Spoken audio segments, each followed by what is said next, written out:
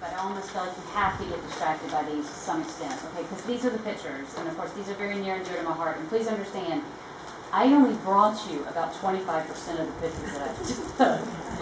I probably took upwards of 450 pictures while I was there. It's just unbelievable. And every time I see one, it is like literally for those of us who were fortunate enough to go to like these wonderful college experiences, and you can somehow just like have a song or a picture that just takes you right back there. Well, these pictures do it for me.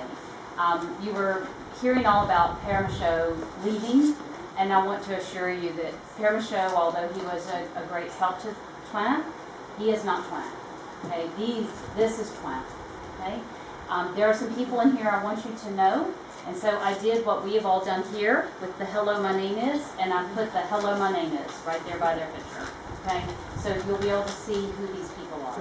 Okay, because this is important. Because these are the people that are going to be here when Père Michaud is gone. And these are the people that are going to be here for those of you who are lucky enough to get to go down in January. And I say lucky because I'm not going to be on that trip, although I would love to be. I'm going to this little thing called grad school in about a month. And I understand it's really not going to be that hard and take all that much of my time, but just in case I'm wrong about that, right, Brian? Just in case I'm wrong, I thought I'd better devote my time to my studies, but I will be going back. So I'm going to go ahead and pass these around, but again, I really would hope that you can just give me a few minutes of your attention. The other thing that I want y'all to do at your leisure, before or after the talk, Sanibel was gracious enough to go ahead and peek into it, but there's a white notebook over there.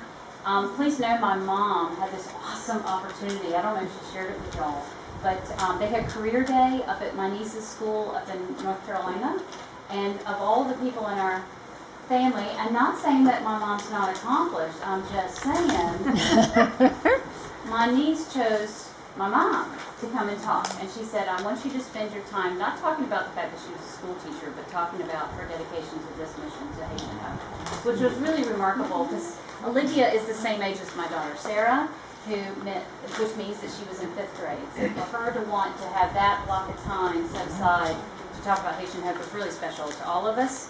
And so I helped prepare this with the pictures that I took from down there. And so it's very 5th grader-ish. It's kind of interactive. It has some wonderful little captions before and after. So again, I'm just going to start these on both sides of the room. It won't hurt my feelings if you don't look at them, but I do want y'all to kind of focus your attention up here if you wouldn't mind. Again, my name is Libby Motto, which we kept having to bill me as Libby Aldridge Motto, or you wouldn't know who the ham sandwich that was. With me today, of course, I have my daughter Sarah. You can stand up, Sarah, who's going to be my assistant today. Yeah. What's really, really awesome.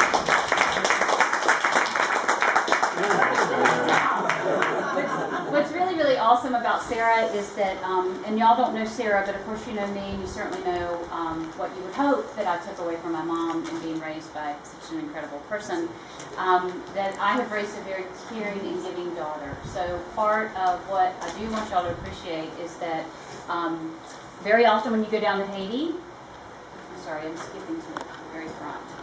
This is the kind of stuff that you take. Now, this may look a little battered and bruised and beat up, but can you tell me what price you see on there? $3.99. $3.99. I got this from Goodwill.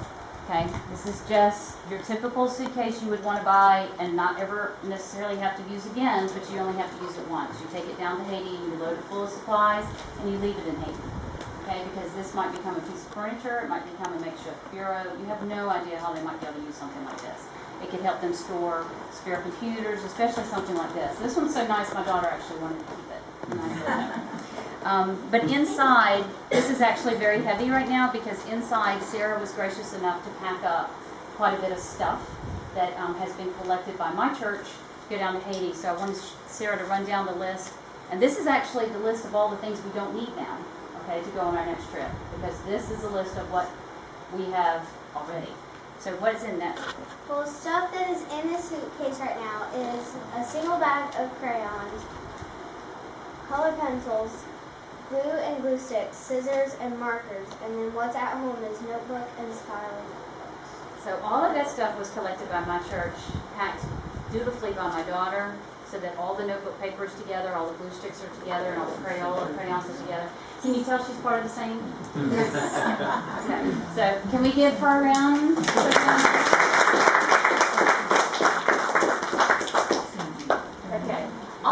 to know that when I went down to Haiti, I also bought all my clothes from Goodwill. I went down there, and actually, I liked one of the outfits so well. You're going to see an outfit that looks remarkably like this in the photos. I promise I left that one, okay? But I really bought the same outfit when I came back from a regular department store. That one cost $7. This one costs a whole heck of a lot more. But it was important, of course, that you take down clothes that you have no problem leaving. So that's what I did. Again, who am I? I'm really nobody, and I think that's part of what I wanted to make sure that I opened with is that I'm really no one. I'm just a person who wanted to go to Haiti, and really my efforts to go to Haiti were not about me. My efforts to go to Haiti were really about my mom. I had an opportunity over the past year to really come into my own about who I was, and I wanted this to be sort of like another feather in my cap of things that I had done in the last year to really better myself. One of them was deciding to go back to grad school and things like that. But another one was really to pay my respects to my parents who stood by me for this past year. And so one of the ways I chose to do that is say to my mom, I'd like to go on the very next Haitian trip. Past how many years? Thank you for raising that question. How many years they stood by you? Oh, yeah, you've been by me the whole time. Yeah, okay, sorry. Just not, yeah. Did I say just like a year? Like that was all? Like the first 43 don't count? Okay. So anyway, so last, I don't know, April, I said, Mom, I think it'd be really kind of cool if I could go to Haiti. And Mom goes, oh yeah, that's really remarkable, sure. 2 hours later, she calls me back and she goes, I got you booked on a flight in May. And I was like, well, okay. I mean, I really planned on it going quite that fast. Have you not met your mother?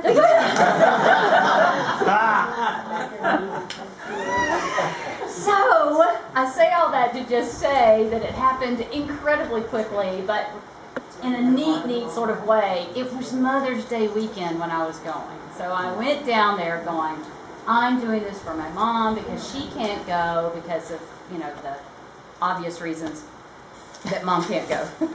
Well, I don't want to make a big deal out of it, but Mom doesn't have the health that would allow her to go. You don't have health access to health. So, and I'm using all this just as a prelude to say, it was an awesome honor to be able to go on Mother's Day weekend as a gift to my mother, which is what it was. Okay? What I didn't know was that it was going to be a gift for me. So in planning this talk, I was going to do it sort of like the all contemporary. Brian, I think your wife was like, do Facebook, Twitter, all this stuff that I've heard exists out there. I don't do any of this stuff. I don't PowerPoint. I don't do anything. So you can see, I've got a poster board. I used to Sharpie. I'm doing way old school stuff. So I decided that I would give you some ideas about what Haiti was all about by telling you what I'm not going to bring on my next trip to Haiti. Okay, so this is not a list of all the things we're bringing, all the list of things that have been done. This is all the things that I'm not bringing on my very next trip to Haiti. So now, just so that I have all of your attention, what I'd like for y'all to do is for this to be audience participation. For those of you who have been around long enough to remember David Letterman when he first started doing his top 10 list, okay, this is going to be like a top 10. Okay, so we're going to have number 10, and then number 9, and then number 8. Okay, and I'm going to talk a little bit about each one. Vanna White is going to peel back the layer for us. And I want you, the younger ones don't know that Vanna White reference, do you? With the vowels and the turning. Okay, just making sure. Because it's all digital now, so she just has to point. She touches. She used to actually have to turn the letter. I know that's crazy, but she used to not just have it automatically. Okay, so here we go with the top one, which is just, if I ever go to Haiti again, I'll be sure not to bring. And I want y'all to read this together. Okay, so number 10 is... Hot underwear. Let me just tell you, what's practical here is not practical there, okay? Because you have to understand, Haiti has never seen an ice cube, okay? So what I thought was going to be a very smart idea, which was, I'll just have all this lightweight cotton stuff. By the time noon rolled around, I could wring it out. I was absolutely crazy about this is so much more heat than I expected. So my point is, and my message to you is, what's practical here is not practical there. Now, Mom alluded to that in the school systems, but this is much broader than that. So for those of you who are thinking about going, listen to your vets. Don't pack cotton underwear, okay? All right. Number 9. Hand sanitizer. What? All of us use hand sanitizer. We have it hooked to everything that we own, right? We have it hooked on our purses and our backpacks. Okay, who can tell me, Mr. Chemistry major, what happens when you combine dust with something wet? Mud. Okay, so the second thing that I would tell you is the take-home message is you gotta think it through, okay? Because if you've got mud on your hands, you gotta put it somewhere, right? Okay, so we can't use the clothes because we're leaving the clothes. You bring baby wipes, okay? Because it's got it all built in. All right, so again, got to think this stuff through. Okay, all right. I'll be sure not to bring Our pencils. Now, you're going to see in these photos, and I know those of you here in the front have never heard of this, but in the old days we had chalkboards in our classrooms. You've heard of that? Okay. I figure all the attorneys have probably removed every stitch of chalk from the entire United States, but they used chalkboards there. Okay, but what I found time and time again, even in the old school that was damaged by the earthquake, guess what I have photographs of? The last lesson. Why? Because they have hundreds of boxes of chalk. They have 0 erasers. No erasers. Okay, so my message is, you're going to start it, you got to finish it. Okay, so if you're going to bring chalk, you got to bring erasers. If you're going to bring pencils, you need to bring sharpeners. Okay, because as soon as it goes dull, it's useless. Okay, and a lot of times we're sending down stuff without thinking it all the way through. So if you're going to start it, we got to finish it.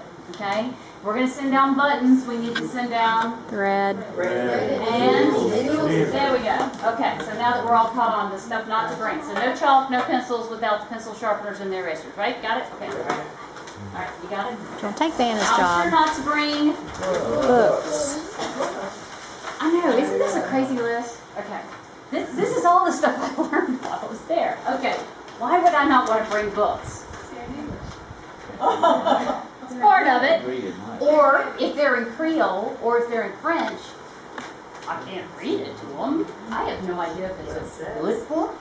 I don't know how to, here's a book. Like, I don't know. That doesn't help us, okay? You're trying to connect with these people, okay? These are people we've never met before. Let's use things that connect. Let's not use a book that I can't read to them in their language and they can't understand what it is in my language. Let me show you what I did. This is what I took. Now, I took this down to entertain myself. Everybody knows what this is, right? What's the beauty of numbers? We all know them. Do you know I sat on the back porch every night of Paramichaud's house where I was staying for the 1 hour that we had electricity when the generator was powered by the 48 extension cords that were connected together? Okay, so for the 1 hour that we had of light, I connected with several of my Haitian friends by teaching them this. Because I could teach them this. And what is this? And so, yeah.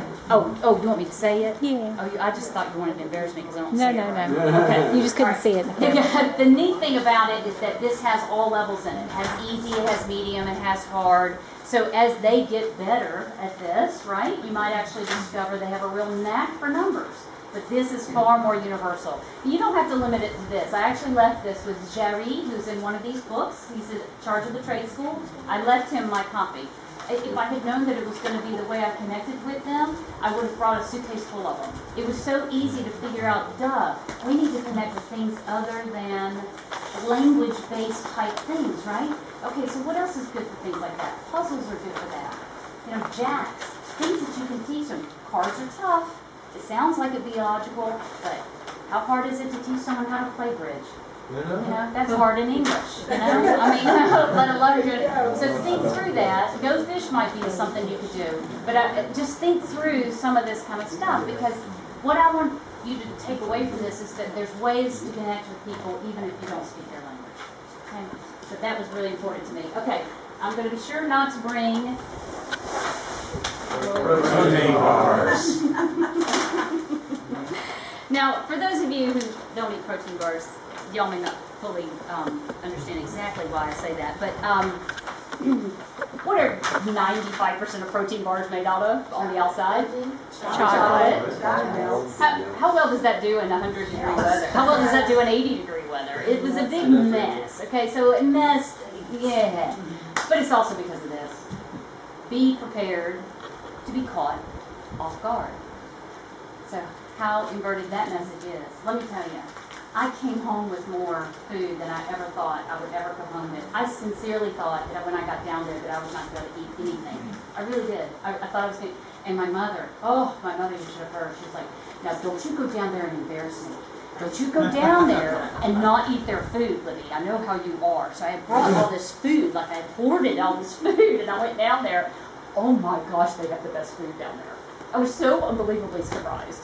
It was really awesome. They have the freshest mangoes.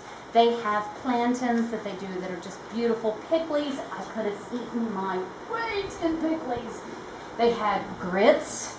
For those of you who can't get away from your southernness, they had grits. They had just, it was unbelievable. It became comical, okay? Because when they would, because I'm a vegetarian, Tammy can relate to this. When they would pull back the little mosquito nets, you know, to show us the food, I would get all giddy because everything was so fresh and fabulous that I couldn't stop eating it. So for me, it was wonderful. And I would say for those of us that are a little nervous about that, that is one thing that I say, be prepared to be caught off guard. And it was such a pleasant experience to be caught off guard. It was wonderful. It was absolutely wonderful. The food was fantastic. No, I think I'll check them in a minute. Okay. Whoop. Number 5 of things we need to be sure not to bring to Haiti. Hairbrush. This is like the weirdest list, isn't it? Okay. Why do I not bring a hairbrush? Well, you'll see in a lot of my pictures I have my hair braided anyway. Part of that is because you're probably not gonna take a shower every day. This is really kind of extreme camping. No, here's the real reason. Okay? The real reason is this. It's not about the brushing of the hair. It's about the way it's decorated.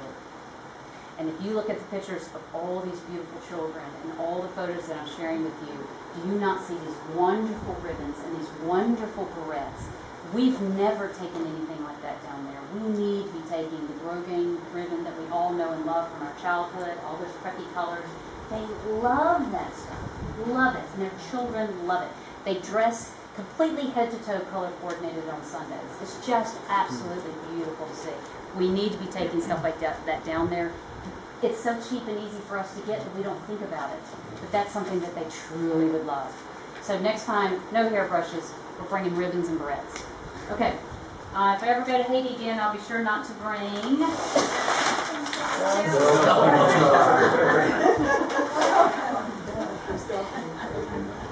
Because that would imply there's actually Electricity. somewhere plugged in, which there's not. Okay, if I had 100 of these, I would have left 100 of these. This was a nice little gadget that my dad gave me at the last minute and says, just in case you have trouble getting a charge on anything, here you go.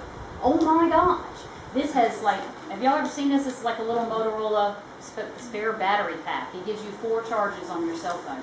Here's the weird thing. There's a company down there called Digicel, and they have outfitted every single Haitian on the entire island with a cell phone.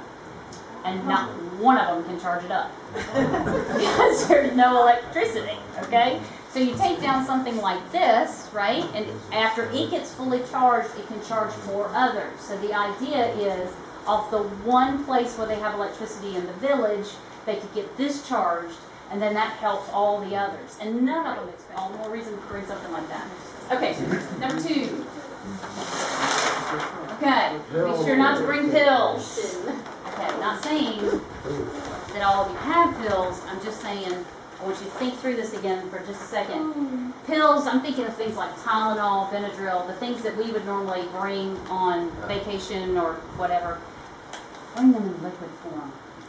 Bring them in liquid form. Because if you think about it, liquid form is made for whom? Children. Okay. You want the gift that keeps on giving? Bring children's medicines to our village. Bring them. You'd be amazed. I left everything I brought. I thought of the liquid because I didn't know whether I'd have access to water to swallow my pills, right? And that's one reason to think of it as well. But for all of those over-the-counter things that you can bring in oral suspension, you're going to have to check your bags for that because of the amount of fluid that's in there. But that's a real godsend for them. And I left all kinds of my products that I had brought. Because again, it's just liquid. I can buy it every day. They can't. They can't because they don't have access to it. Okay, and the last one of things I'll be sure not to bring. Insect repellent. Not because they don't have insects. It's just that next time I'm bringing lizard bait. Let me tell you what I mean. For those of you who know what lizards do when they're around mosquitoes, what do? Eat them. Okay. Lizards became my best friend. I was calling them into the room and I was like, please crawl through the windows, crawl through the cracks, I don't care. What I mean by it in terms of my message to you is think not in terms of how to push things away, but talk about how to embrace things, okay? At the beginning of the week, Linda, who is in one of these photographs, she's a fabulous lady, she's from Jersey, she did not do lizards and she did not do grits. But by the end of the week, she was so excited to see a lizard, she would chase them into the room because it was that many fewer mosquitoes that were going to be in our room at night. We had to sleep under these mosquito nets. Now, don't get me wrong, I never got bitten. The entire time I was down there, I did have on some heat. Yeah, but you do hear them all night. Yeah. But because of the mosquito netting, we actually didn't get bitten that much, and because of the lizards. But again, the message is really more about, like I said, think about embracing something that you're not accustomed to embracing and not pushing something away the way the insect repellent does. Because please understand, there's no insect repellent in the village. So everyone's managed to grow somehow and live with the mosquitoes, okay? Because the mosquitoes aren't going away and there's no, bug men that you call for that kind of stuff. So anyway. So that's my top 10 list of things not to bring. And I really, like I said, want to tell you what an incredible trip it was. I want to end it kind of with this, and I don't know, how much time do I have? I'm ending it very well. Okay, all right. There's something, I promise I'm not going to read a lot of it here, primarily because, I had to find my copy first. Buried underneath quite a bit of stuff. It's a Bible. They know what that is.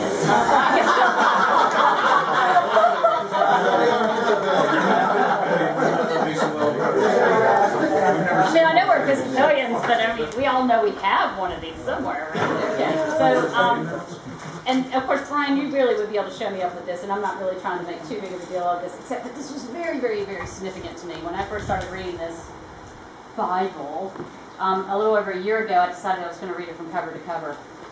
I think I should have qualified that, book by reading, looking at how many pages that was before I made that commitment for a year, but I'll get there.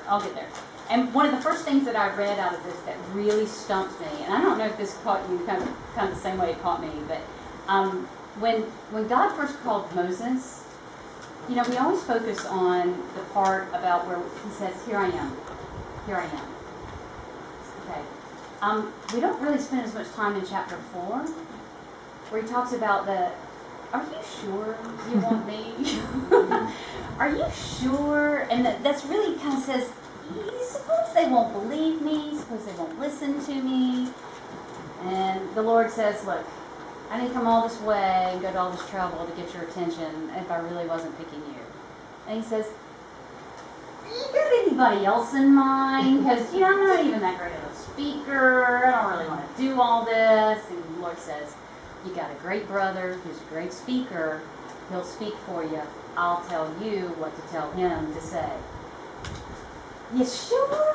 You can't think of it.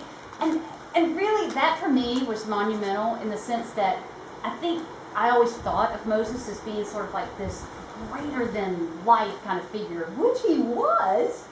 But he was unbelievably flawed as a human, and he really didn't have sort of that Superman mentality that I thought he had before I actually read this and figured this out. And so it was helpful for me because I don't really know that I knew why I went to Haiti.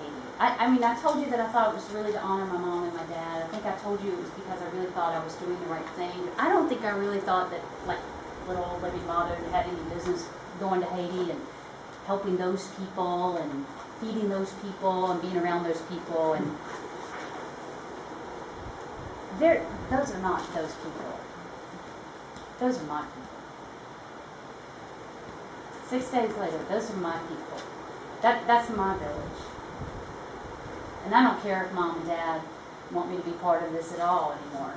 You know, I'm going back to see my people, my friends, and my family that I met while I was there.